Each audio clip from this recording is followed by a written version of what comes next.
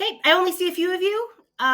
Sure. Finding domain restrictions. Sure. Let me just grab my pen. Okay, so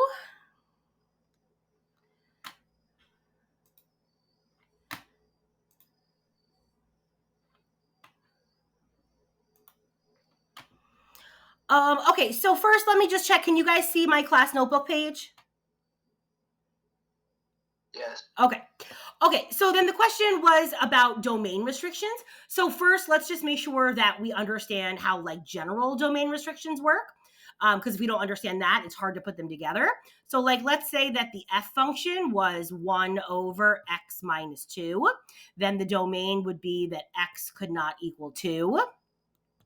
So if x cannot equal 2, you would say negative infinity to 2 and then 2 to infinity.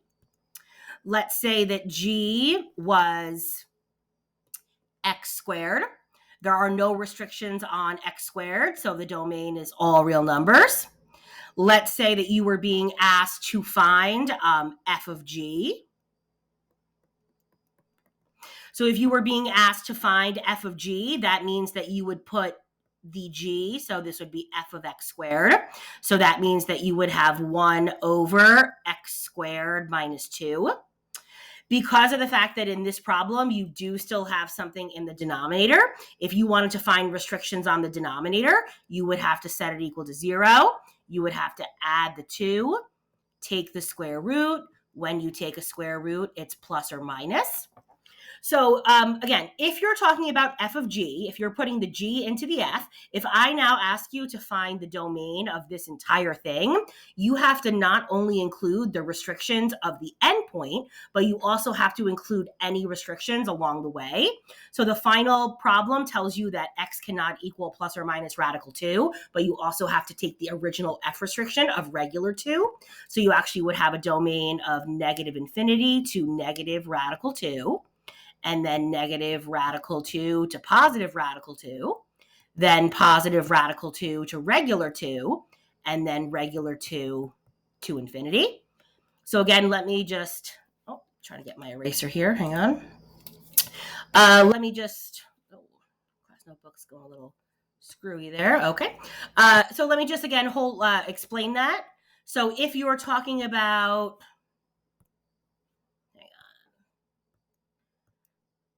there we go. So if this was what the question was about, again, finding the domain of compositions, here's your original f, it's everything but 2. Here's your original g, there's no restrictions. When you find f of g, you have to take into consideration for your final answer, not only the restrictions on the final composition, but also any restrictions along the way. So you just go in order from the smallest to the largest. So you have to take a break at negative radical 2. You have to take a break at positive radical 2. You have to take a break at regular 2. If you were trying to do the opposite, that would give you, so if you were trying to do the other option, that would give you g of f of x. So if you were doing g of f of x, this would be g of 1 over x minus 2. So g of 1 over x minus 2 means you'd be squaring the whole thing, 1 over x minus 2. If you square the whole thing, you square the top, you get a 1. You square the bottom, you get x minus 2 squared. If you're going to go ahead and check the restriction on this, again, you have to restrict not only the final answer, but you also have to take into consideration any of the restrictions along the way. The restriction of this final answer is x cannot be 2. That was also the restriction of the original problem. So the restriction of this final answer is still 2. Negative infinity to 2 and 2 to infinity. Hang on, let me just go back here. I see I'm getting some questions. So would negative 2 be included as a restriction? Let's see. So negative regular 2, no. Negative radical 2, yes, because of this. But in this problem, you're only being restricted as positive 2. I think you might be thinking of a radical. In this case, when you have a denominator, you only restrict whatever makes the bottom 0, which would only be positive 2. Again, you would only have a restriction of less than 2 or greater than 2 if there was a radical involved. So that's a little bit different. So again, just to point out the answers here, this is the domain of the original f. This is the domain of the original G. This is the domain of f of G, which again takes into account the final calculation and the original. And then this is the domain here of G of f, which takes into account the final answer and the original. Since they both had the same restriction, x cannot be 2. That's why that's the only thing you have to worry about.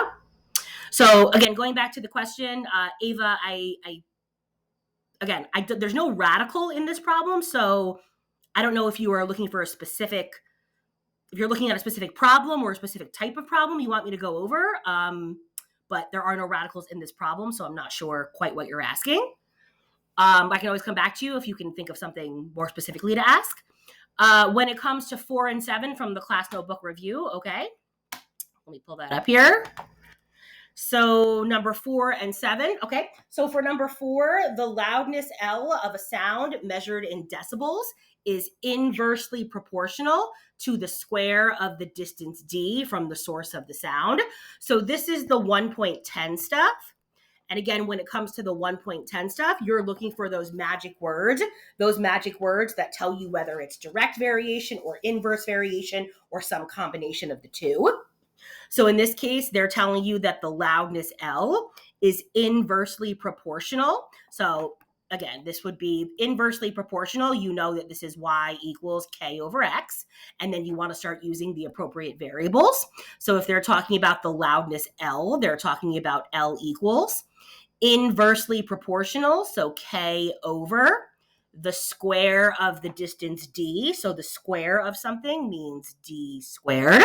So this is now my equation.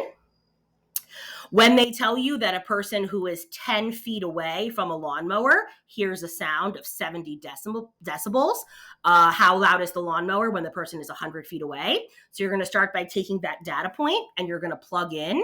So the sound level is 70 when they're 10 feet away. So that's 10 squared.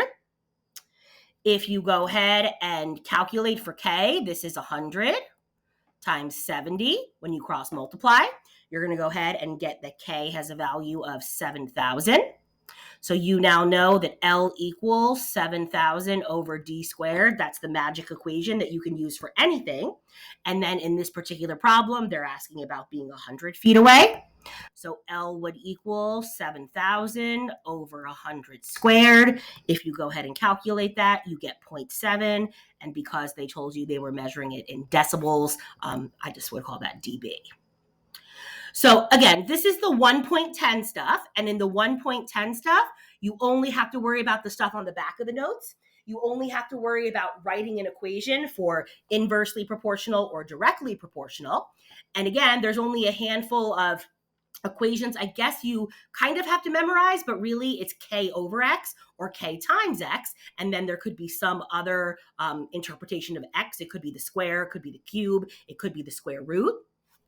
So before I go to the next one, does anybody have a specific question here about number 4?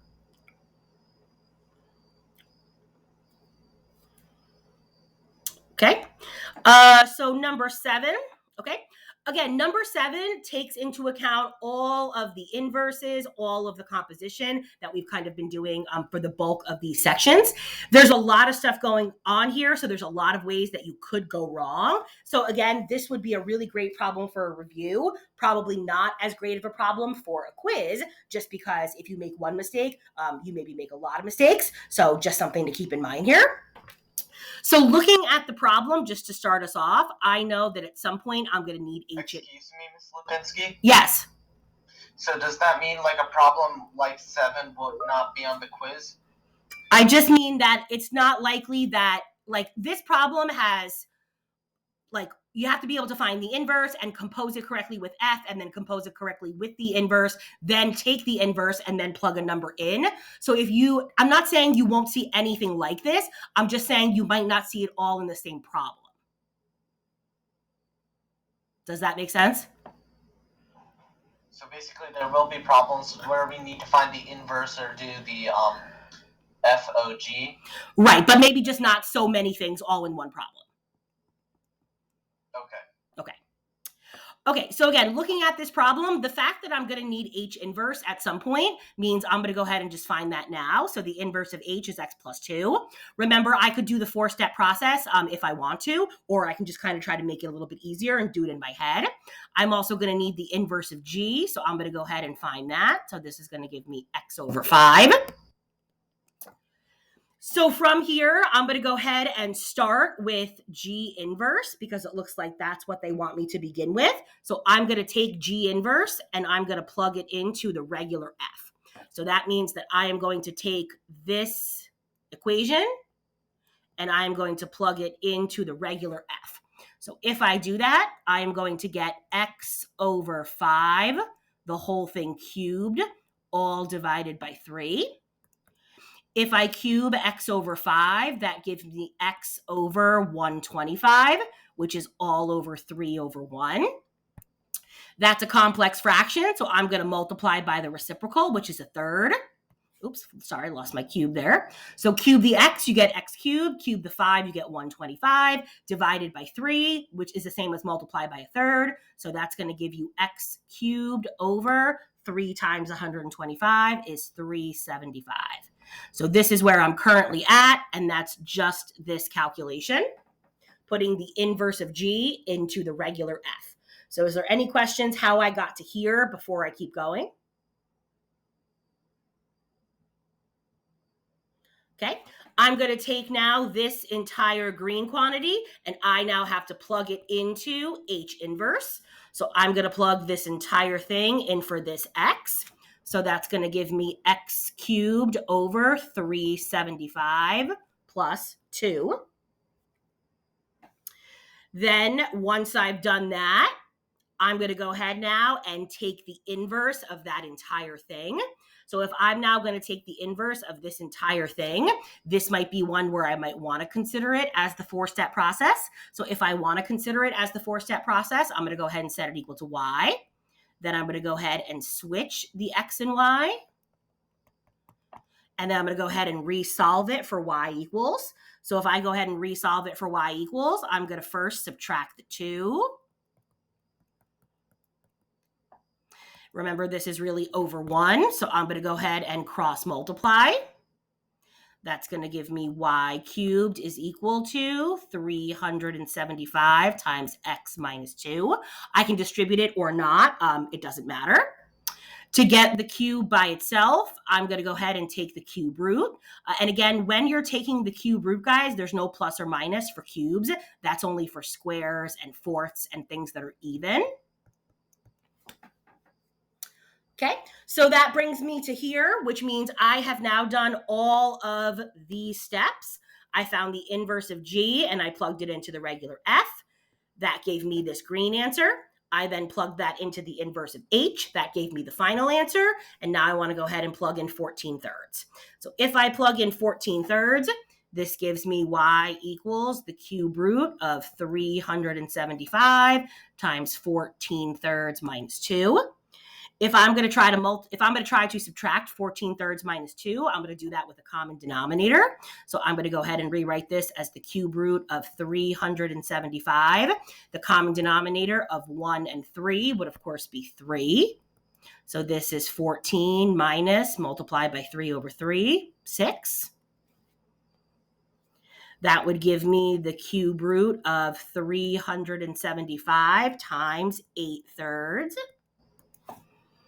If I multiply 8 times 375 divided by 3 times 1, I actually get the cube root of 1,000, and the cube root of 1,000 is 10.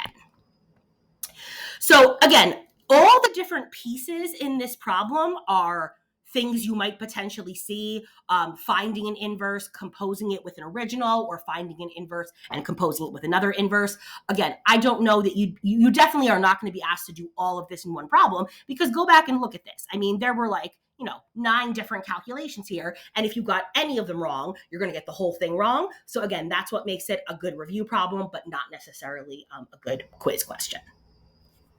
So, Ms. Lipinski? Yeah.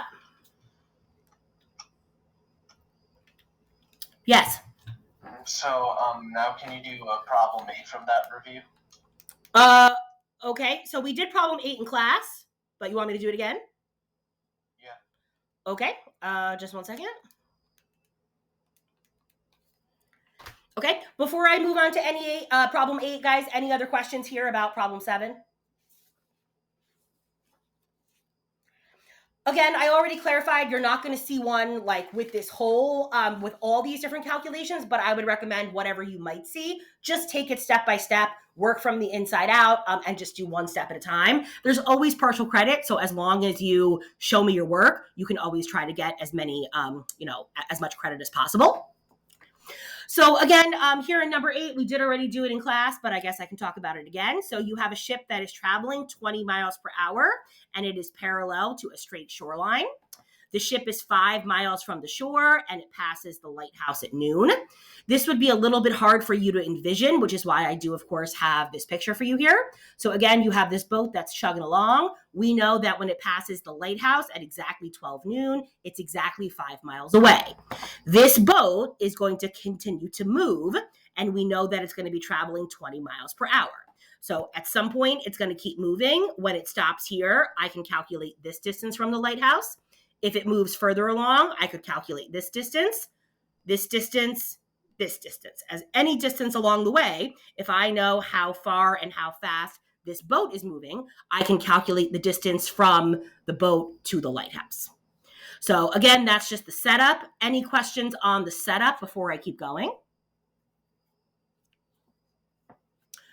Okay. Hopefully what you realize here is that this is a triangle. More specifically, this is a right triangle. So a right triangle, because you're trying to connect the 3 sides of a right triangle, that is, of course, a squared plus b squared equals c squared, where the c has to be the hypotenuse. In this case, you're going to go ahead and say that d squared plus 5 squared is equal to s squared. And again, you know that s has to be the hypotenuse because it's across from the 90. They want you to express just s. They don't want s squared. So the way that you would get rid of it is by taking a square root. Normally, when you take a square root, you put a plus or minus outside. But again, because of the fact that this is distance, you're not going to want to go ahead and do that. You're going to want to choose just the positive case. So you're going to get that s is equal to the square root of 25 plus d squared, or d squared plus 25. It does not matter which way you write that order.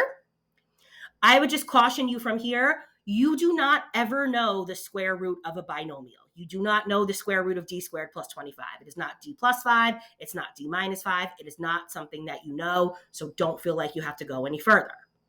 The only other thing they want you to do in this case is they want you to rewrite it so that instead of just being a regular equation, they want you to write it as a function. So if you already know that s equals, and they're telling you that s is equal to f of d, you're just going to go ahead and rewrite it with function notation. They could have asked you to do that right from the start, but I think they were trying to give you a hint by asking you to do it one piece at a time. So any questions as to how I got anything in part A?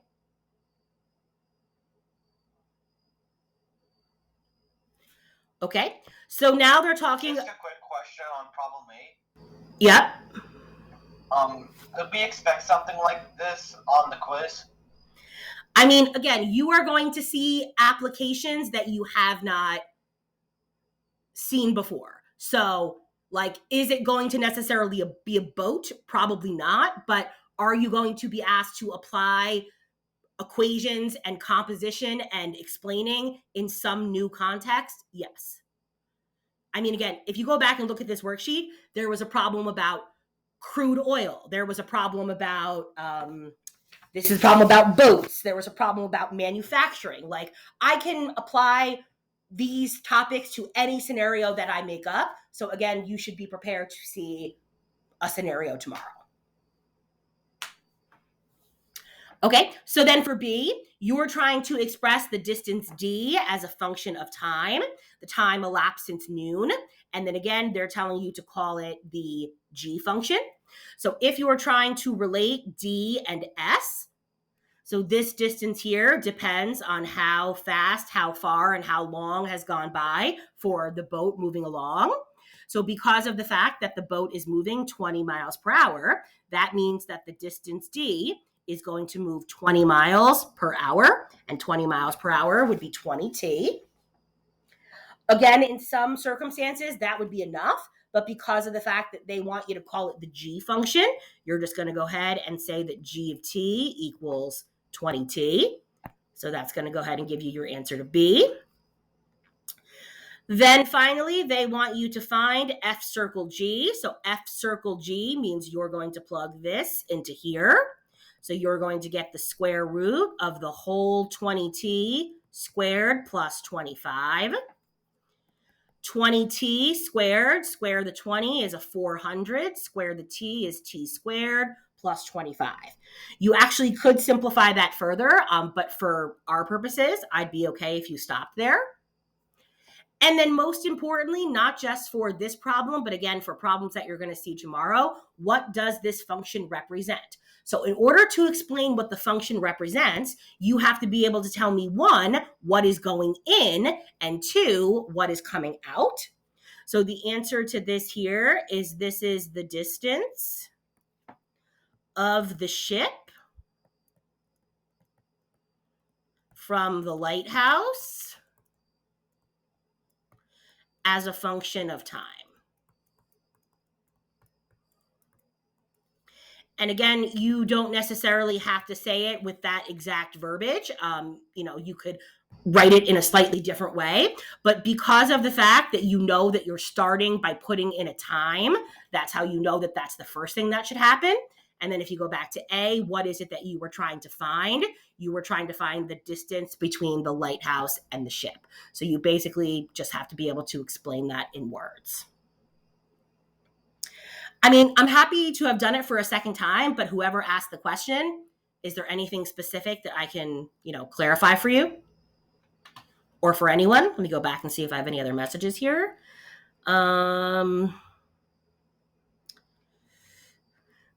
Okay, I see a question from Ava, but I think that might have been from the previous problem. So before I go back to that, does anybody have any other questions here about number 8 from the review sheet? Okay, to go back to Ava's question, I think her question was about number 4.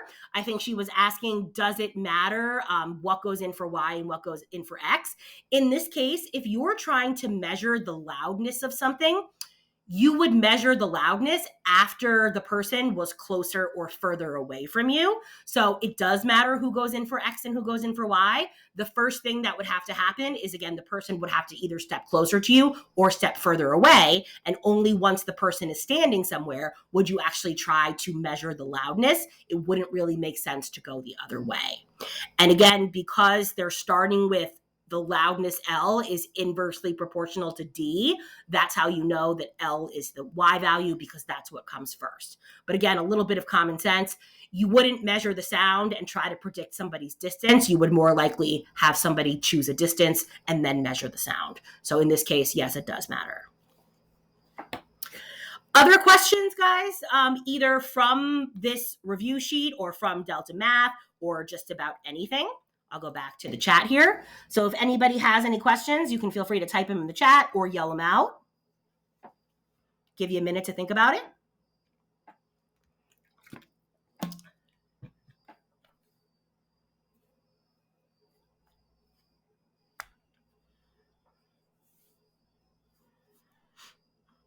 I can come up with a couple practice problems, or I can just, I'll just give you another minute. So if you think of anything else, let me know. Otherwise, let me just come up with a couple here. So let's say that I am asking you to find the inverse. So if I'm asking you to find the inverse, let's say that I'm telling you that Y equals, let's say,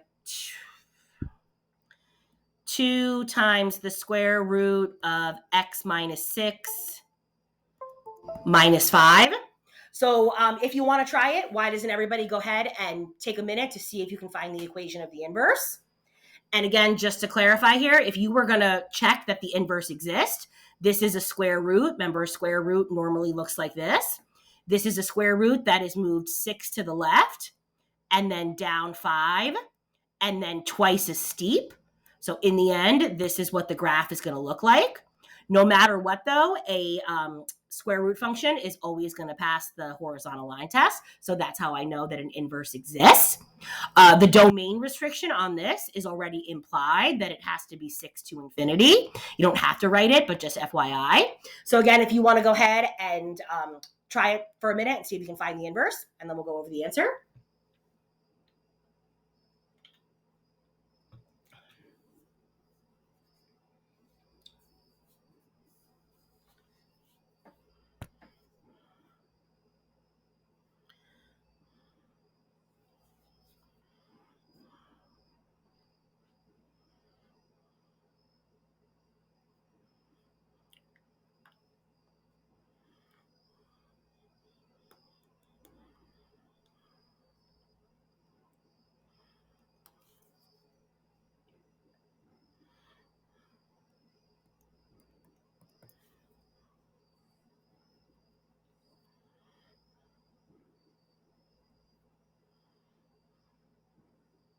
Does anybody want to tell me what they got? See if they're right. Otherwise, I can just do it. If you want to volunteer, just go ahead and shout it out.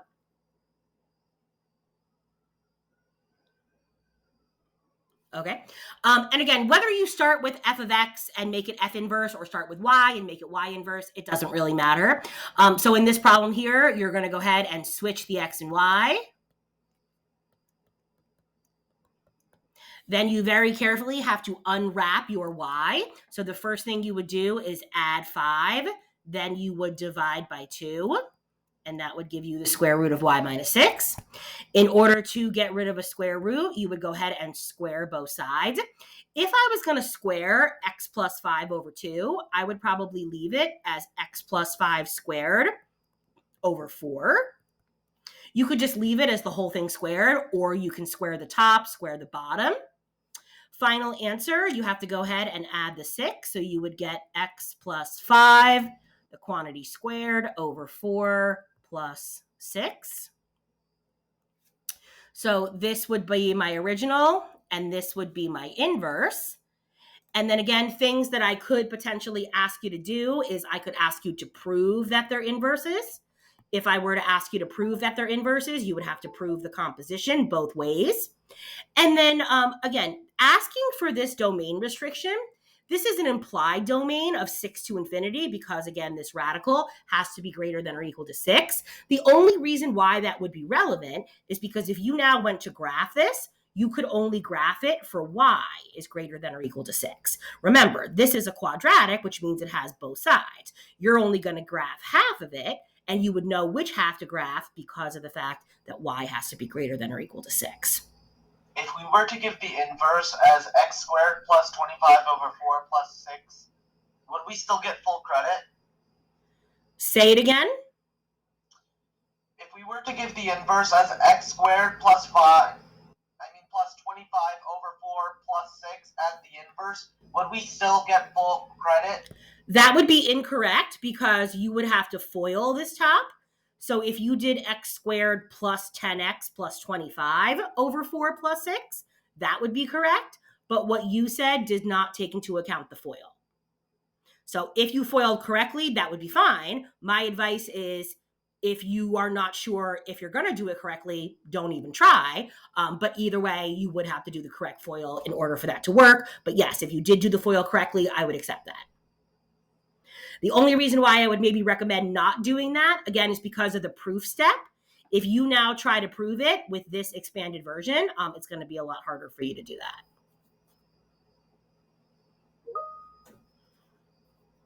that. Okay, so if you were going to go ahead and prove this, so again, we're usually using F's, but we can just use Y's here. So you would have to prove that Y composed with Y inverse equals y inverse composed with y, and of course that would have to equal x both ways. So you would have to go ahead and first, actually it doesn't really matter which way you do it, but let's say you were going to plug the inverse into this original x. So if you were going to plug the inverse into that original x, that would give you 2 times the square root. You would go ahead and put that entire quantity in. So that would be x plus 5 squared over 4 plus 6 Don't forget about the -6 that's originally in the problem here. And then -5. So again, just to make sure that we understand, you're putting this entire green into just that blue X there. So the 2 is part of the original.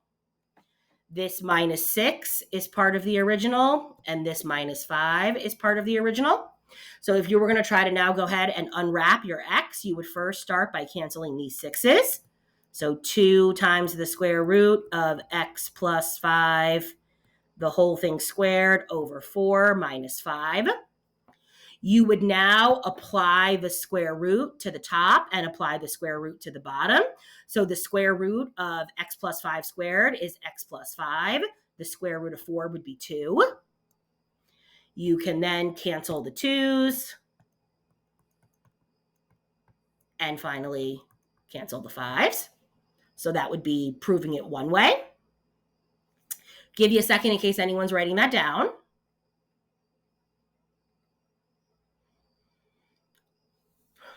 And then if you wanted to prove it the other direction, you would have to take this, okay. You would have to take this entire function and you would have to plug it into this X right here. So if I were to go ahead and do that, that would give me, I'll make it small. I just need to make it small so I can see it, and then I'll make it bigger again. So that would give me, plug the whole thing in, 2 times the square root of X minus 6 minus 5 plus 5, and that whole thing is being squared all over 4, and then plus 6. Okay. So from here, again, you have to unwrap it in the proper order. So you would go ahead and start by canceling those 5's. So 2 times the square root of X minus 6, the whole thing squared over 4 plus 6. From here, you could go ahead and apply the squared. So if you applied the squared, 2 squared is 4. The square root of X minus 6 squared is just X minus 6. Cancel the 4's, cancel the 6's, and that would give you your other way. That was probably one of the more complicated examples that we've done because I just made it up. But again, proving that you get X both ways should be one of your favorite questions on the quiz since you know that the answer is supposed to be X. I would recommend on the quiz, if you're asked to prove that they're inverses, just take your time. Make sure you're getting X. Make sure you show all the steps and make sure that the two sides look different.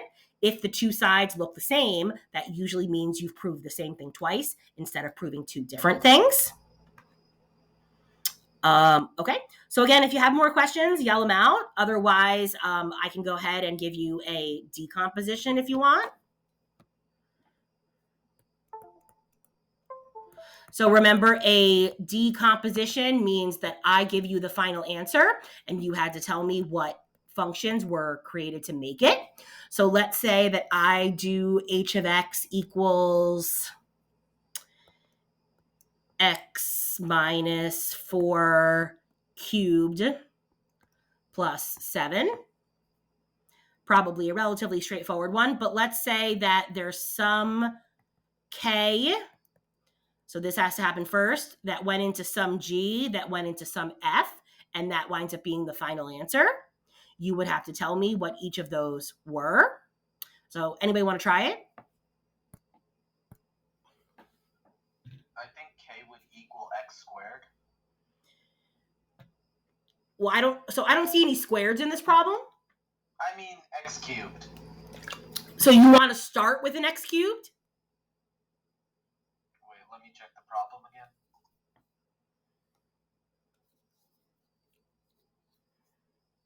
I don't know that you want to start with an x cubed.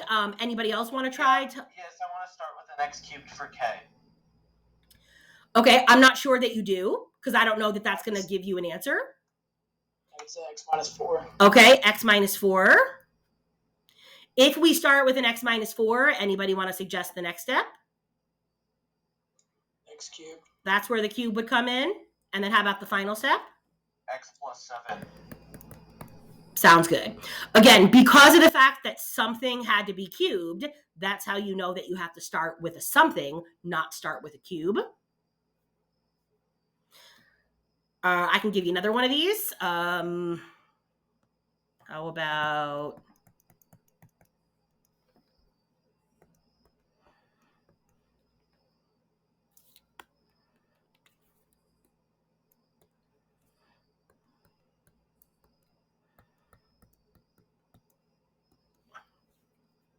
Okay, and again, some K went into some G, went into some F. That gave me an answer of the cube root of -5 over x minus 2 squared. Anybody want to tell me what they think K could be?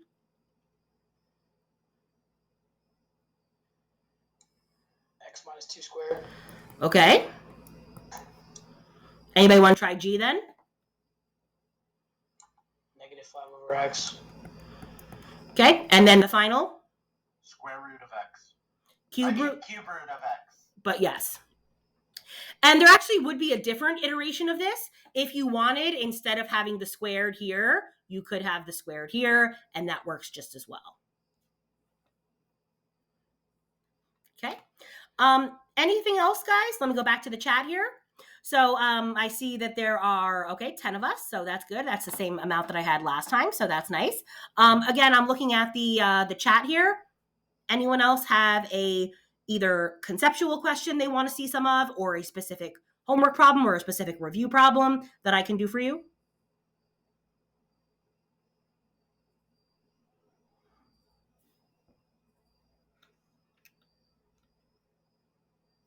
Anyone?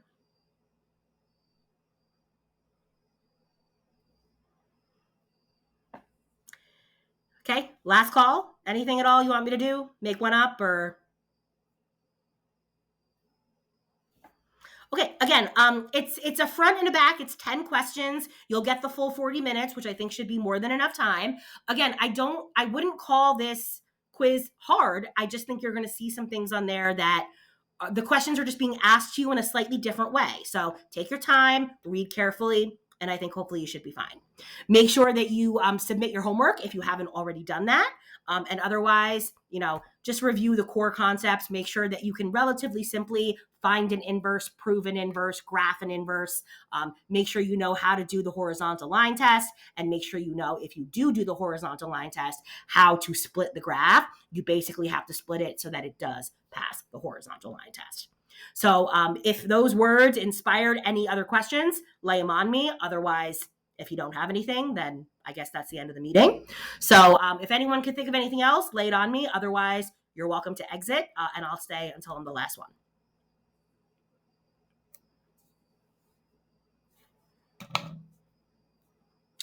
Okay, thanks guys. Have a good night.